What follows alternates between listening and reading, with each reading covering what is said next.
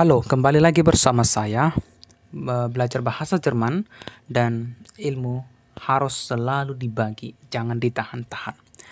Nah, di sini saya akan berbagi tentang Befragen ya. Ada beberapa Befragen, tapi saya khususkan untuk Befragen yang barangkali bisa dipengaruhi oleh kasus ya. Saya perkenalkan dulu apa itu Befragen. Befragen adalah kata-kata tanya yang berawalan V, ya, dalam bahasa Indonesia W. Kalimat tanya yang memakai kata tanya ini tidak dijawab dengan ya atau tidak.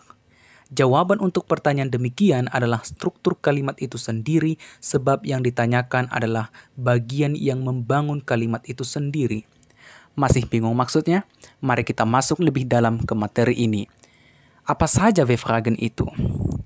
Pada umumnya terdapat 6 kata tanya W-Fragen antara lain. 1. Was, apa.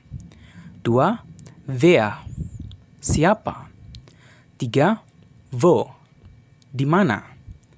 4. Wie, berapa atau bagaimana. 5. Wann, kapan. 6. Warum, mengapa. Tapi beberapa di antara W-Fragen tersebut ada juga yang memiliki bentuk lain karena alasan tertentu seperti pengaruh kasus, komposita dengan preposisi, dan ada juga kata tanya tambahan demonstratif. Kita akan menelusuri apa saja yang tergolong ke pembagian tersebut. Mari kita mulai dari yang pengaruhnya berdasarkan kasus.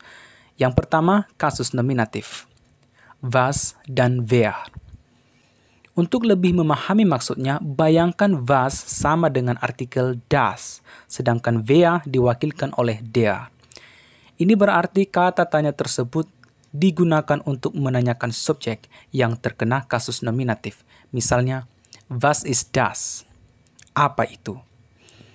Dalam hal ini, was adalah perwakilan dari subjek yang masih menjadi misteri sehingga merupakan pokok pertanyaannya. Maka jawabannya harus merupakan sesuatu yang menggantikan posisi was, misalnya, das ist ein Buch. Itu adalah sebuah buku. Atau, ein Buch ist das. Itu adalah sebuah buku. Bentuk kalimat seperti ini jarang dipakai. Orang lebih sering memakai kata das terlebih dulu. Sebagai informasi, was biasanya dipakai untuk kata benda dengan jenis neutral. Jadi ingat saja, das. Selanjutnya, wer ist unser Lehrer? Siapa guru kita? Sama seperti was, wer adalah kata tanya yang menanyakan subjek orang. Maka jawabannya harus merupakan orang, misalnya, unser Lehrer ist Herr Müller. Guru kita adalah Pak Müller. Atau Herr Müller ist unser Lehrer. Pak Müller adalah guru kita. Tapi ini bukan berarti jawabannya harus nama orang, melainkan apapun yang merujuk pada subjek orang. Misalnya, wer kocht den Reis? Siapa yang memasak nasi itu? Contoh jawabannya misalnya, meine Mutter kocht den Reis atau den Reis kocht meine Mutter, yang artinya ibu saya memasak nasi itu. Kini kita beralih ke W-Fragen yang menanyakan objek akusatif. Nah, jika tadi saya katakan was diwakilkan oleh das dan wer diwakilkan oleh der, maka pembentukan akusatifnya juga mengikuti bentuk artikel yang mewakilkan W-Frage tersebut. Misalnya, akusatif dari was atau das tetap was atau das. Akusatif wer atau der adalah wen atau den. Paham ya? Sekarang kita gunakan dalam kalimat. Was sucht er? Apa yang dia cari? Dalam kalimat tanya tersebut, was mewakilkan objek akusatifnya, sedangkan er merupakan subjeknya dan sucht merupakan kata kerja yang sudah dikonjugasikan oleh subjek er. Nah, jika demikian, kita butuh objek akusatif untuk menggantikan was sebagaimana telah menjadi pokok pertanyaan. Misalnya, er sucht seine Schuhe atau seine Schuhe sucht er. Dia mencari sepatunya. Selanjutnya akusatif dari wer yaitu wen. Contoh kalimat pertanyaannya adalah wen siehst du? Siapa yang kamu lihat? Dalam hal ini, wen akan digantikan dengan objek akusatif orang sebagai jawabannya. Misalnya, ich sehe meinen Bruder atau meinen Bruder sehe ich. Saya melihat saudara laki-laki saya. Selanjutnya kita beralih ke pengaruh kasus datif. Datif daripada was atau das dan wer atau der seharusnya adalah wem atau dem menurut aturan perubahan datif untuk das dan der adalah sama, yaitu dem. Akan tetapi wem hanya dipakai untuk orang yang berarti hanya digunakan sebagai bentuk datif dari wer. Untuk was, untuk menanyakan bentuk datifnya tetap was dengan catatan bahwa penggunaannya hanya untuk pernyataan Umgangssprache atau umgangssprachlich. Misalnya, was stimmst du nicht zu? Apa yang kamu tidak setuju?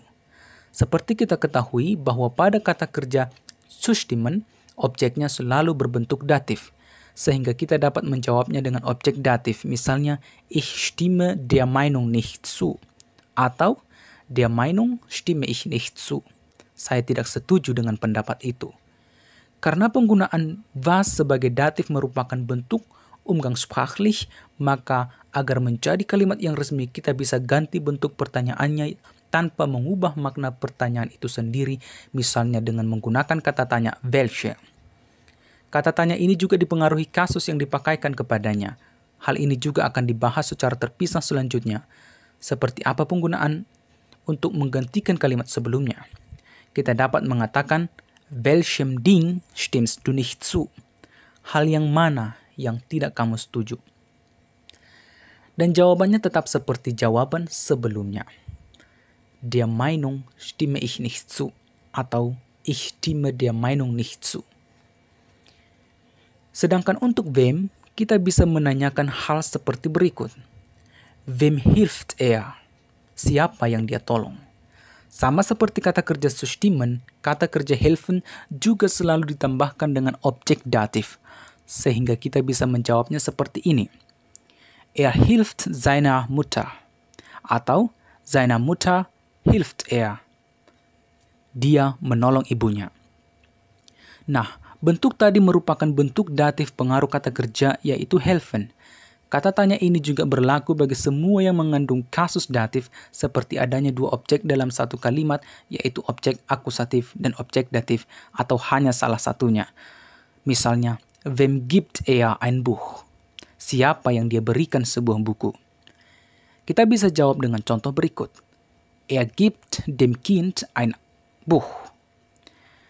Atau dem Kind gibt er ein Buch. Atau ein Buch gibt er dem Kind. Dia memberikan anak itu sebuah buku. Jika kamu masih bingung tentang susunan kata dalam kalimat yang terkadang berubah posisi ini, silahkan klik info di atas. Di sana saya telah pernah mengulasnya. Sekarang kita lanjut ke pengaruh kasus genitif. Kasus genitif itu sendiri menyatakan kepemilikan. Nah, dalam hal ini, baik untuk was atau wer, bentuk genitifnya sama, sebagaimana das atau der genitifnya sama, yaitu des. Nah, untuk was atau wem, bentuk genitifnya adalah wesen. Hanya saja kita perlu ketahui bahwa jika kita menanyakan kepemilikan sebuah benda, itu berarti jawabannya adalah benda. Jika yang dimaksud adalah kepemilikan orang, maka jawabannya adalah orang. Masih belum paham? Mari ikuti penggunaannya ya. Contoh yang menanyakan pemilik benda. Wessen Seite ist das? Halaman daripada apa itu? Nah, wessen dalam hal ini adalah menanyakan kepemilikan dari Seite. Maka kita dapat menjawabnya dengan das ist die Seite des Buches. Itu adalah halaman daripada buku itu. Mengenai penambahan es pada kata Buch dapat kamu dalami pada info di atas. Sekarang kita beralih ke penggunaan wessen sebagai bentuk pertanyaan untuk orangnya. Misalnya, wessen Tasche ist das? Tas siapa itu?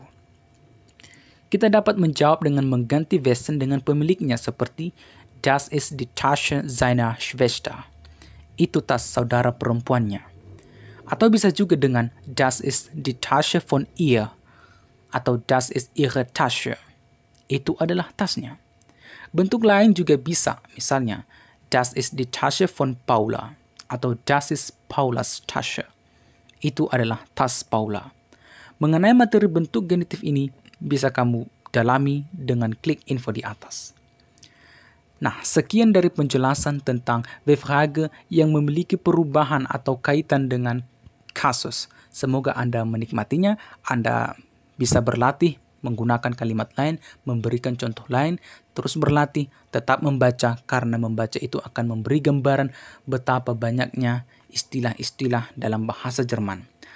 Jika video ini berguna, silahkan subscribe dan klik like dan juga share ke teman-teman supaya mereka juga mengetahui info yang begitu penting ini. Terima kasih, sampai jumpa.